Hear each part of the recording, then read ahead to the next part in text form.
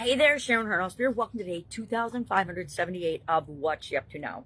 This is a spot where I document my journey of moving from corporate America and brick and mortar businesses, offline businesses, and bunch of different industries, not all different industries, but in several different industries, and move to the online world. And then with the pandemic and all the craziness of that, continue to have my feet in both places, both worlds. Why? Because I think it's critical. I don't have my feet in corporate America as an employee anymore, but I do work with corporate clients, etc. So today we're talking about what is the one thing anyone can do to supersize their business or be a better human being or be a better person. And we can guess about it. We can argue about what the one thing would be. But to me, based on decades of experience in life, going to be 65 in about a month, in actually less than a month. Wow, time is flying this year. Decades of living a life, having a family, being divorced, going through lots of experiences in life, raising kids, grandkids, having the highs and lows, the ups and downs of life. I've learned that the one thing that can help us to differentiate and be a better human being, which is what this year's annual challenge, Be a Better You annual challenge, is all about.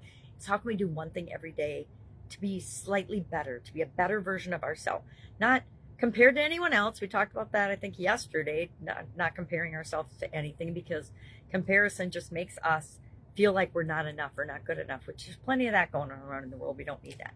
But what is the one thing that I have personally found that has made the biggest difference for me and for thousands of other people? And that is keeping promises, keeping our word, being true to ourselves, meaning keeping promises to ourselves, doing what we say we're going to do. If I make a promise to myself that I'm going to do something, I'm going to do it. Even on the days that it's hard and I don't want to do it. I think that's part of why I do annual challenges, because I learned following my sudden cardiac arrest, I used to keep my annual challenges kind of to myself, and it was just working on things. And I kept my word for the most part, but I would miss a day here and there, and I didn't, feel bad about it, because it was just me that I was letting down by not doing what I said I was going to do.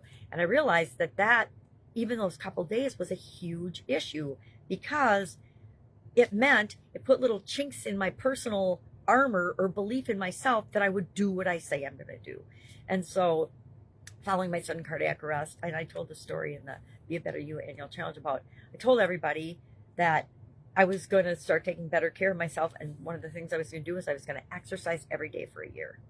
Now, can about imagine, I was not in very good shape or very good health when I had my sudden cardiac arrest. Everything in my life, it was a really tumultuous time, was kind of falling apart, and it needed to all break and fall apart so that I could come out of the ashes and figure out where I had gone wrong and actually give myself permission to get back on the right track, because I had not been keeping my word to myself. I'd been overcommitting.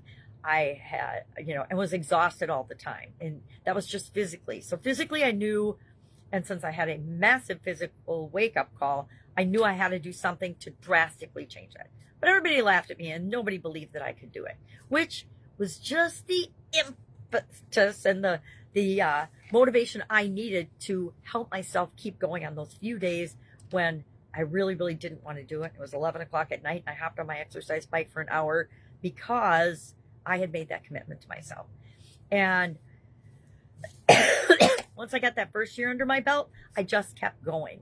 And for 8 years then, every single day I exercised. It was something. Sometimes I'd just go for a big long walk. Other times I'd ride my exercise bike, especially in the winter here in Wisconsin. Other times I would do yoga or an exercise routine or an exercise tape. It was what I wanted to do, but it was something. For an hour every single day I would exercise.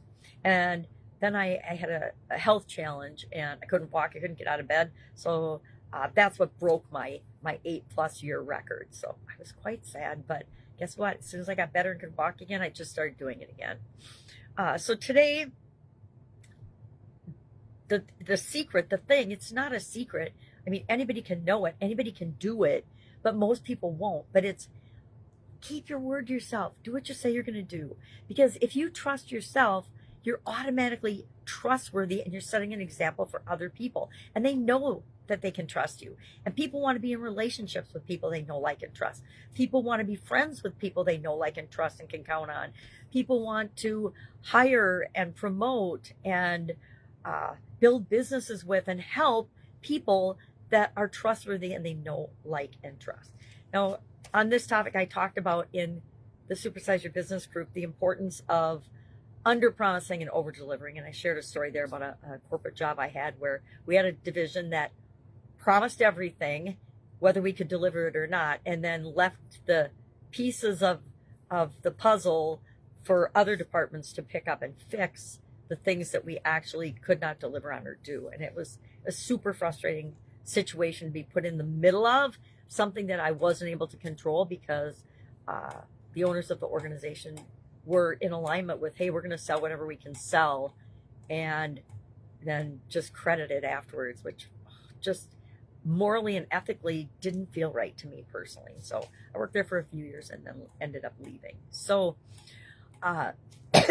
trust is critical, and we can all create trust by first trusting ourselves. But that begins by doing what you say you're going to do to yourself and then for other people. And the thing here is it allows you and gives yourself permission to not overcommit, to under promise and over deliver. And that will always make people happy in any area or aspect of our lives.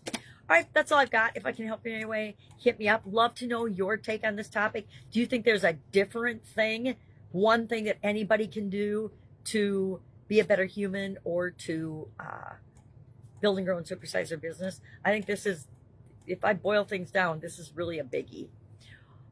If you have any questions, hit me up. Otherwise, have an awesome day, and I'll, of course, be with you tomorrow.